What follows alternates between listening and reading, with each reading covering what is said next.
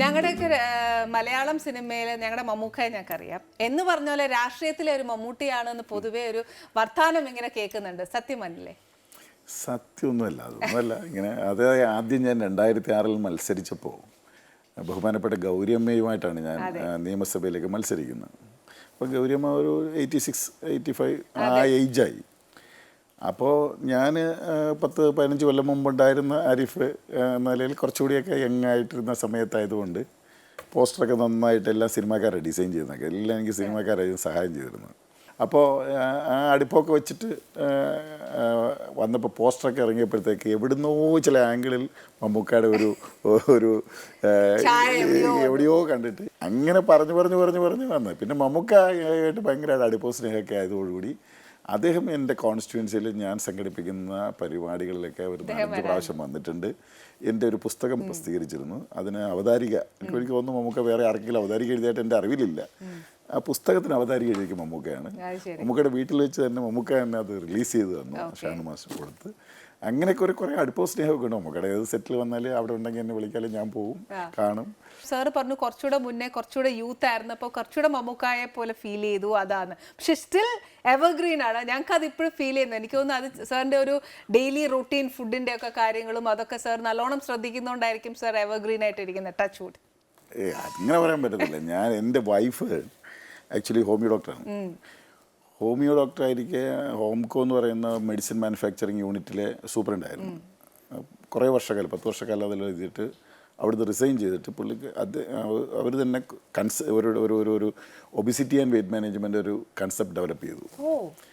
അതിന് പിന്നെ PG ന്യൂട്രീഷനൊക്കെ എടുത്ത് അത് കഴിഞ്ഞിട്ട് ഈ ഇത് മരുന്നിൻ്റെ സപ്പോർട്ടോടുകൂടി വണ്ണം കുറയ്ക്കുക, വെയ്റ്റ് മാനേജ്മെൻറ്റ് എങ്ങനെ നന്നായി നടത്താമെന്നുള്ള വൈഫ് ഡെവലപ്പ് ചെയ്തൊരു സംഭവമാണ്. ഇപ്പോൾ ഒരുപാട് സെലിബ്രിറ്റികളുണ്ട്. ചേച്ചി അതിൻ്റെ കൂടെ ഞാനും ഉണ്ട്, എൻ്റെ പേര് കൂടെ എഴുതിക്കോ.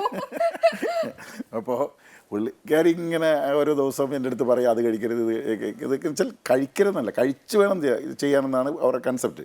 പക്ഷേ നമ്മൾ കഴിക്കുന്ന സാധനങ്ങൾ ആവശ്യമില്ലാത്ത സാധനങ്ങളാണ് കഴിക്കുന്നത് കൂടുതലും. അതുകൊണ്ട് എന്നോട് നിയന്ത്രിക്കാൻ ചില കാര്യങ്ങളൊക്കെ പറയാറുണ്ട്. പക്ഷെ ഞാനിതൊന്നും അനുസരിക്കാറില്ല. കാരണം നമുക്കൊരിക്കലും ഒരു ക്ലിപ്തപ്പെടുത്തിയ സമയത്ത് ഭക്ഷണം കഴിക്കാൻ പറ്റത്തില്ല, ഭക്ഷണം തുടങ്ങാൻ പറ്റത്തില്ല. ഇപ്പോൾ പലപ്പോഴും ഒരുപാട് ഉച്ചഭക്ഷണം കഴിക്കുമ്പോൾ ചിലപ്പോൾ 4 മണിയാവും, അങ്ങനെയൊക്കെ പോകും. ചിലപ്പോൾ കഴിക്കാൻ പറ്റില്ല. അതെ, ശരിക്കും ബേസിക്കലി ഒരു ആഹാരപ്രിയനാണ്. ആഹാരപ്രിയനാണ്. ഇഷ്ടമാണ് നാടൻ ഭക്ഷണങ്ങളോടാണ് കൂടുതൽ ഇഷ്ടം. എന്നോട് വൈഫ് പറയും, ഈ വലിയ ഹോട്ടലിലൊക്കെ പോയി കഴിഞ്ഞ് കഴിഞ്ഞാൽ നമ്മളിവിടെ കഴിക്കുന്ന ഭക്ഷണം കഴിക്കരുത്. കാര്യം ഇത് എവിടെ വന്നാലും കഴിക്കാമല്ലോ, ബാക്കിയുള്ള വെറൈറ്റി ഫുഡ് വേണം കഴിക്കാനെന്ന് പറയും. പക്ഷെ അവിടെ ചെന്ന് കഴിയുമ്പോൾ നമ്മുടെ നാടൻ ഫുഡ് കാണുമ്പോൾ നമ്മളത് എടുത്തു പോകും. അതാണ് ആദ്യത്തെ ഒരു ചെന്നാൽ തന്നെയും ആ രാജ്യത്തെ ആദ്യത്തെ ഒരു ദിവസം നമ്മൾ വേണമെങ്കിൽ അവിടുത്തെ ഭക്ഷണം കഴിക്കാം. പിറ്റേ ദിവസം നമ്മൾ ചോദിക്കും ഇച്ചിരി ചോറും ചമ്മന്തിയും തരുമോ എന്നുള്ളത്. സർ ഇതേപോലെ സാറിന്റെ രാഷ്ട്രീയം 10-25 കൊല്ലമായിട്ട് സർ ഈ രാഷ്ട്രീയ ജീവിതത്തിലുണ്ട്. സാറിന്റെ അച്ഛൻ പോലീസിലാണ്. ശരിക്കും പറഞ്ഞാൽ ഒരു പോലീസും രാഷ്ട്രീയം എന്ന് പറയുന്നത് ശരിക്കും നമുക്ക് ഉൾക്കൊള്ളാൻ ഒരു ഇച്ചിരി എന്താ പറയുക, എനിമി ആവാം, ഫ്രണ്ട്ലി ആവാം, എന്താവാം. പക്ഷെ സർ കുഞ്ഞുനാൾ മുതൽ അച്ഛൻ പോലീസിൽ നിൽക്കുന്നതും ഈ വക കാര്യങ്ങളൊക്കെ നോക്കുന്നതും ഒക്കെ സർ കണ്ടു വളർന്ന ഒരു കുട്ടിയാണ്. എന്നിട്ടും സർ രാഷ്ട്രീയത്തിലേക്ക് ഇറങ്ങുന്നു. അതിൻ്റെ ഒരു ഫാമിലി സപ്പോർട്ട് എന്തോരം ഉണ്ടായിരുന്നു? ആക്ച്വലി ഞങ്ങൾ പോലീസ് ക്വാർട്ടേഴ്സിൽ ഏറിയ പങ്കും ചെറുപ്പം താമസിച്ചിരുന്നു. അപ്പം പോലീസുകാരുടെ ഒരു ക്വാർട്ടേഴ്സാണല്ലോ. അപ്പോൾ അവരൊക്കെ ആയിട്ടുള്ള എടുപ്പാണ്. ചേർത്തല പോലീസ് ക്വാർട്ടേഴ്സ് താമസിക്കാൻ വന്നപ്പോഴാണ് പുറത്തുള്ളവരൊക്കെ ആയിട്ടുള്ളൊരു ബന്ധമൊക്കെ യഥാർത്ഥത്തിൽ ഉണ്ടാകും. അപ്പോൾ അവരിൽ കുറച്ച് പേര് ഞാൻ പ്രദാനം ചെയ്യുന്ന ആശയത്തോടൊക്കെ എനിക്ക് യാതൊരു പൊളിറ്റിക്സും ഇല്ല. സ്കൂളിൽ പഠിച്ചുകൊണ്ടിരിക്കുമ്പോൾ അവർ കൂട്ടുകാരെ ഏത് പൊളിറ്റിക്സാണോ അത് എന്നല്ലാതെ എനിക്ക് പ്രത്യേകിച്ച് പൊളിറ്റിക്സ് ഒന്നുമില്ല. ചേർത്തല ക്വാർട്ടേഴ്സ് വന്നപ്പോഴാണ് വ്യത്യസ്തമായ ഒരു ഇതിലേക്ക് കുറേ കൂട്ടുകാരെല്ലാം കൂടി ചേർന്ന് എനിക്ക് വരയ്ക്കാനൊക്കെ വലിയ ഇഷ്ടം, എഴുതാൻ, പ്രത്യേക കാലിയോഗ്രാഫി എഴുതുന്നത് ഭയങ്കര ഇഷ്ടമാണ്. അപ്പോൾ അവരിരുന്ന് പോസ്റ്റർ എഴുതുന്നത് കണ്ടപ്പോൾ ആ പോസ്റ്റർ എനിക്ക് ഇഷ്ടപ്പെട്ടില്ല. അപ്പം ഞാൻ എൻ്റെ ലെവലിൽ നിന്നുകൊണ്ട് പോസ്റ്റർ എഴുതാൻ തുടങ്ങി, ഭംഗിയാക്കി. അപ്പോൾ അവർക്ക് ഭയങ്കര ഇഷ്ടപ്പെട്ടു എൻ്റെ എഴുത്ത്. അങ്ങനെ ആ ഒരു അറ്റാച്ച്മെൻറ്റിൽ അങ്ങനെ അവരുടെ പൊളിറ്റിക്സുമായിട്ട് ഞാൻ അങ്ങനെ പോയി ഇടതുപക്ഷമായിട്ട് അങ്ങനെയാണ് അടുക്കുന്നത്. പിന്നെ കോളേജിൽ ഡിഗ്രിക്ക് ചേർന്ന് കഴിഞ്ഞപ്പോഴത്തേക്ക് ഫാദർ പോലീസിലും പോലീസ് ക്വാർട്ടേഴ്സിലും, കോളേജിലാകുമ്പോൾ അന്നൊക്കെ ഇച്ചിരി കൂടി ഭയങ്കരമായ ആവേശം നടക്കുന്ന സമയമാണ്. വിദ്യാർത്ഥി സമരം, കേസ്, പ്രക്ഷോഭങ്ങൾ, അത് ഇതെല്ലാം വന്നപ്പോൾ ഫാദറിൻ്റെ തലവേദനയാകാൻ തുടങ്ങി. കേസായല്ലോ, മകൻ പ്രതിയും അച്ഛൻ പോലീസ് എന്നുള്ള സ്ഥിതി വന്നു. അപ്പോൾ ക്വാർട്ടേഴ്സിൽ നിന്നൊക്കെ വെക്കേറ്റ് ചെയ്യണമെന്നുള്ള നിർബന്ധം വന്നു. അങ്ങനെ ക്വാർട്ടേഴ്സിൽ നിന്ന് വെക്കേറ്റ് ചെയ്തു. അച്ഛന് ഭയങ്കര പ്രഷറൈസേഷൻ ഫോഴ്സ് ആയിട്ട് അപ്പോൾ അദ്ദേഹത്തെ ഒരുപാട് സ്ഥലത്തേക്ക് മാറ്റി, സ്ഥലം മാറ്റി, അങ്ങനെയൊക്കെ ഒരുപാട് പ്രശ്നങ്ങളുണ്ടായി. ഞങ്ങൾ ഡിഗ്രി ഞാൻ എക്സാം എഴുതുന്ന സമയത്തൊക്കെ സത്യം പറയാമെങ്കിൽ ക്വാർട്ടേഴ്സിൽ നിന്ന് വെക്കേറ്റ് ചെയ്തിട്ട് ഞങ്ങൾക്ക് പെട്ടെന്നൊരു നല്ല വീട് പോലും വാടകയ്ക്ക് എടുക്കാൻ കിട്ടിയില്ല. പെട്ടെന്ന് മാറണം എന്നുള്ള ഓർഡറാണ് വന്നത്. കാര്യം ഞാനിങ്ങനെ പൊളിറ്റിക്സിൽ വലിയ ആക്റ്റീവ് ആകുന്നത് പോലീസ് ഡിപ്പാർട്ട്മെൻറ്റ് തന്നെ ഒരു പ്രശ്നമാകാൻ തുടങ്ങിയെന്ന് കണ്ടപ്പോൾ അവിടെ ഇലക്ട്രിഫൈ ചെയ്യാത്തൊരു വീടായിരുന്നു. അവർ ചെയ്തു തരാമെന്നും പറഞ്ഞാണ് ഞങ്ങൾക്ക് തന്നത്. പക്ഷേ ഈ ടൈമായിട്ട് അവർ ചെയ്തു തന്നില്ല. ഇപ്പം വാസ്തവത്തിൽ ഈ പഴയ ചില വലിയ ത്യാഗികളുടെ കഥ പറയുന്ന പോലെ വേണമെങ്കിൽ പറയാം. ഞാൻ മണ്ണെണ്ണ വിളക്കിൻ്റെ അരണ്ട വെളിച്ചത്തിലാണ് പഠിച്ചത് എന്നൊക്കെ വേണമെങ്കിൽ പറയാം. അത്തരത്തിൽ ഒരു സാഹചര്യമൊക്കെ ഡിഗ്രി എക്സാമിനേഷൻ ശേഷം പിന്നെ ഞാനങ്ങോട്ട് മാഗസിൻ എഡിറ്ററും ചെയർമാനും ഒക്കെ ആയിരുന്നു. വീട്ടിൽ നിന്ന് നല്ല മാർക്ക് വാങ്ങി, പഠിക്കാൻ തീരെ മോശമായിരുന്നു ആദ്യം. SSLC ഒക്കെ വരെ അത്ര വലിയ മെച്ചമുള്ള സ്റ്റുഡൻ്റ് ആണെന്ന് പറയാൻ പറ്റത്തില്ലായിരുന്നു. പക്ഷേ ഒരു പ്രത്യേക ഘട്ടത്തിൽ ഞാനങ്ങ് നന്നായി പഠിക്കണമെന്ന് തോന്നി. ഡിഗ്രി ഫസ്റ്റ് ഇയർ ഒക്കെ വന്നപ്പോൾ എനിക്ക് യൂണിവേഴ്സിറ്റിയിൽ 3rd റാങ്ക് വരെ മാർക്ക് വരെ വന്നു, ഭാഷയൊക്കെ വന്നു. അതൊക്കെ കഴിഞ്ഞ് പിന്നെ ഞാൻ മാഗസിൻ എഡിറ്ററായി ചെയർമാനായപ്പോൾ ഫസ്റ്റ് ഇയർ കിട്ടിയ എല്ലാ മാർക്കും പോയി. പിന്നെ സാറന്മാരെല്ലാം കൂടി സഹായിച്ചാണ് പിന്നെ ഡിഗ്രിയൊക്കെ എഴുതി പാസ്സായത്. കാര്യം അവരൊക്കെ തന്നെ കൊണ്ട് ഫീസൊക്കെ അടച്ച് ഞാൻ എഴുതിയാൽ ജയിക്കുമെന്നൊക്കെ വിചാരിച്ചു. അങ്ങനെ ഒരുപാട് കഥകളുണ്ട്. അപ്പോൾ ആ സമയത്തൊക്കെ ഞാൻ വീട്ടിൽ നിന്ന് മാറി ഒരുപാട് നാൾ നിൽക്കേണ്ടി വന്നു. മാഗസിൻ തയ്യാറാക്കാൻ വേണ്ടി വലിയ വാശിയോടുകൂടി നല്ല മാഗസിൻ ഇറക്കണം, നല്ല കോളേജ് യൂണിയൻ ചെയർമാനാകണം, ഇതിങ്ങനെയൊക്കെയുള്ള വന്നതോടുകൂടി വീട്ടിൽ നിന്ന് അക്കാലയളവിൽ ആദ്യം സപ്പോർട്ടൊന്നും ഇല്ലായിരുന്നു. അതൊക്കെ വലിയ കുറ്റപ്പറച്ചിലായിരുന്നു. പിന്നെ പിന്നെ പിന്നെ എല്ലാവരും ഇങ്ങനെ പറയാൻ തുടങ്ങി, മോൻ നല്ല മിടുക്കനാണ്, അങ്ങനെയാണ്, നല്ല സംഘാടകനാണ്, നല്ല പ്രസംഗമാണ്, അതാണ് ഇതാണെന്നൊക്കെ പറയാൻ തുടങ്ങിയപ്പോൾ മോനെക്കുറിച്ചൊരു അദ്ദേഹം മരിച്ചുപോയി. ഇപ്പോൾ ഒരുപാട് വർഷമായി മരിച്ചിട്ട്. അപ്പോൾ അദ്ദേഹം മരിക്കുന്നതിന് മുമ്പ് ഞാൻ ജില്ലാ കൗൺസിലിലേക്ക് മത്സരിച്ചു. അതായത് ഒരു 3 പഞ്ചായത്ത് 3.5 പഞ്ചായത്ത് ചേരുന്ന പ്രദേശത്തെ ഒരു കാൻഡിഡേറ്റായിട്ട് ഞാൻ LLB ഫസ്റ്റ് ഇയർ വിദ്യാർത്ഥിയായിരിക്കുമ്പോൾ മത്സരിച്ചു. നല്ല ഭൂരിപക്ഷത്തിൽ ഒരിക്കലും ജയിക്കത്തില്ല എന്ന് എല്ലാവരും പറഞ്ഞ സ്ഥലത്ത് ഞാൻ ജയിച്ചു വന്നപ്പോൾ പുള്ളിക്ക് ഭയങ്കര അഭിമാനമായി. പക്ഷെ ഞാൻ MLA ആകുന്ന കാണാൻ അദ്ദേഹം ഉണ്ടായിരുന്നില്ല. സർ, ശരിക്കും സർ ഇങ്ങനെ പല സാഹചര്യങ്ങൾ കൂടിയാണ് രാഷ്ട്രീയം മുന്നിൽ കണ്ടത്. ഇപ്പൊ വീട്ടിലെ സാഹചര്യം വെച്ച് നോക്കുകയാണെങ്കിൽ ഒട്ടും സപ്പോർട്ടീവ് അല്ല. പക്ഷേ എന്തുകൊണ്ട് സമൂഹത്തിലേക്ക് ഇറങ്ങണം എന്ന് സാറിന് തോന്നിയത്? അത് ഒന്നാമത് നമുക്ക് അന്നത്തെ വിദ്യാർത്ഥിയായിരിക്കുമ്പോൾ നമുക്ക് തോന്നുന്ന ഒരു ആവേശമുണ്ടല്ലോ. അതിൽ നമുക്ക് തോന്നുന്ന ശരി പക്ഷത്ത് നമ്മൾ നിൽക്കുമ്പോൾ ആ പക്ഷത്തെക്കുറിച്ച് കൂടുതൽ മനസ്സിലാക്കാനും നമ്മൾ ലീഡറായി ക്രമേണ നമ്മൾ അറിയാതെ നമ്മൾ ലീഡറായി മാറിക്കൊണ്ടിരിക്കുകയാണ്. അപ്പോൾ ലീഡറെ അനുയായികളെ പഠിപ്പിക്കണം. എങ്ങനെയാണ് ഞാൻ നിൽക്കുന്ന സ്റ്റാൻഡ് ശരിയാണ് എന്ന് അനുയായികളെ പഠിപ്പിക്കുമ്പോൾ അനുയായികളെ ആകർഷിച്ചു കൊണ്ടുവരലാണല്ലോ ലീഡറെ ചുമതല. അപ്പോൾ ആ അനുയായികളെ പഠിപ്പിക്കാൻ വേണ്ടി നമ്മൾ ഒരുപാട് വായിക്കാനും പഠിക്കാനും മനസ്സിലാക്കാനും ഒക്കെ തുടങ്ങി. അങ്ങനെ പറഞ്ഞു വന്നപ്പോൾ നമ്മൾ അതിൻ്റെ ശരിമ കുറച്ചുകൂടി നമ്മുടെ മനസ്സിലേക്ക് നമ്മൾ ബോധ്യമായി. അപ്പം നമ്മളൊരു ജനപക്ഷം, അല്ലെങ്കിൽ പാവങ്ങളുടെ പക്ഷം, സാധാരണക്കാരുടെ പക്ഷം, ഇതാണ് എല്ലാ പൊളിറ്റീഷ്യൻസും പറയുന്നത്, എല്ലാ പൊളിറ്റിക്സും പറയുന്നത് അതാണ്. പക്ഷെ അത് പ്രാവർത്തികമാക്കുന്നത്, കണ്ട് മനസ്സിലാക്കുന്നത് വ്യക്തികളിലൂടെയാണ്. അപ്പോൾ എല്ലാവരും നല്ല ഇസം പറയുന്നു, എല്ലാം ശരിയാണ്. പക്ഷെ പ്രവൃത്തിയിൽ അത് കാണുന്നില്ലെങ്കിൽ അവർ ഈ ഇസത്തെ വിശ്വസിക്കത്തില്ല. അപ്പോൾ സ്വാഭാവികമായും നമ്മളെ പ്രവൃത്തിയിലൂടെ അത് ബോധ്യപ്പെടുത്താൻ വേണ്ടി നമ്മൾ നല്ലൊരു അറ്റംപ്റ്റ് നടത്തിയിട്ടുണ്ട്. ഓരോ സംഘാടനത്തിലും നമ്മൾ ചെയ്തിട്ടുണ്ട്. അങ്ങനെയാണ് പയ്യെ വന്ന്, ഞാൻ പറഞ്ഞില്ലേ, ജില്ലാ കൗൺസിലേക്ക് മത്സരിച്ചതും 2006 നിയമസഭയിലേക്ക് മത്സരിക്കാനും ഒക്കെ ഇട വന്നത്. പിന്നെ ഞാൻ തുടർച്ചയായി മത്സരിച്ചപ്പോഴെല്ലാം വലിയ ഭൂരിപക്ഷത്തിലാണ് ജയിക്കുന്നത്.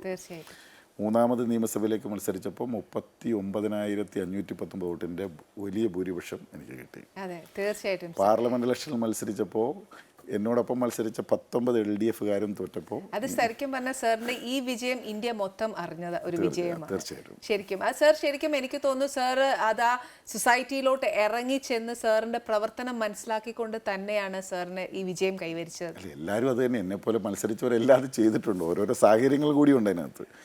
എന്നെപ്പോലെ മത്സരിച്ചവരെല്ലാം ഞാൻ ചെയ്ത പോലെ ചെയ്തില്ല എന്ന് അർത്ഥമാക്കേണ്ട. അത് അവർ ചിലവർ പക്ഷേ എന്നേക്കാൾ കൂടുതൽ ഇറങ്ങിയിട്ടുണ്ടാവും. പക്ഷേ എന്തുകൊണ്ട് സാർ നമുക്ക് രാഷ്ട്രീയ നേതാക്കളോടൊരു ഒരു വിശ്വാസം നഷ്ടപ്പെട്ടു പോകുന്നത്? അതെന്താണെന്ന് വെച്ച് കഴിഞ്ഞാൽ, ഒന്നാമത് ഈ രാഷ്ട്രീയം, ഇപ്പം ഞാൻ തന്നെ പലപ്പോഴും മനസ്സുകൊണ്ട് ചിന്തിച്ചിട്ടുണ്ട്. നമ്മൾ ഒരു പൈസ പോലും അഴിമതി നടത്താതെ, ഒരു പൈസ പോലും ഒരാളുടെയും പൈസ എടുക്കാതെ നമ്മൾ വളരെ സത്യസന്ധമായിട്ടാണ് പ്രവർത്തിക്കുന്നത്.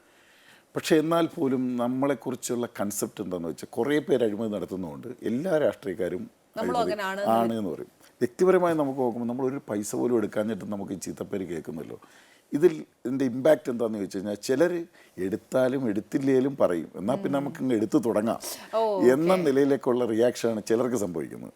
പക്ഷെ നമ്മുടെ മനസാക്ഷിയോടാണ്. ഒരു കാരണവശാലും നമുക്ക് മരിക്കുമ്പോൾ നമുക്ക് മനസമാധാനം, നമുക്ക് നമ്മുടെ മനസാക്ഷിയോട് നീതി പുലർത്താൻ നമുക്ക് കഴിഞ്ഞിട്ട് നമ്മൾ ആരുടെയും ഒരു പൈസ പോലും എടുത്തിട്ടില്ലല്ലോ. നമുക്ക് എപ്പോൾ വേണമെങ്കിലും സ്റ്റോപ്പ് ചെയ്യാം, എപ്പോൾ വേണമെങ്കിലും പ്രൊസീഡ് ചെയ്യാം, എപ്പോൾ വേണമെങ്കിലും മരിക്കാം.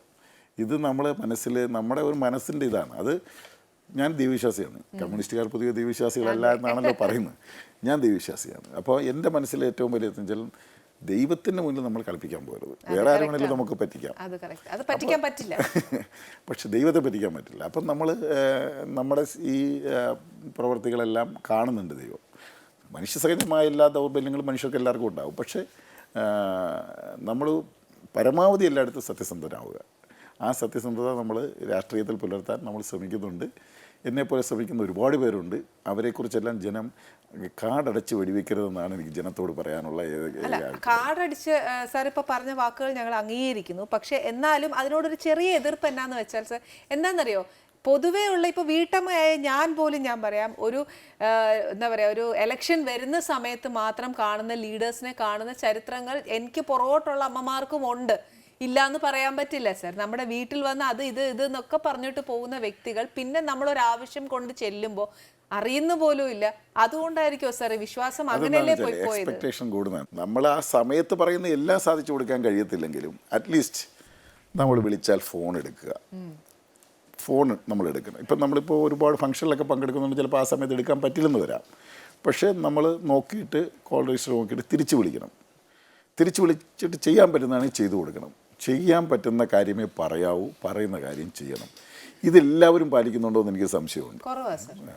അപ്പം ചെയ്യാൻ പറ്റുന്ന കാര്യങ്ങൾ പറയുക, പറയുന്ന കാര്യങ്ങൾ ചെയ്യുക.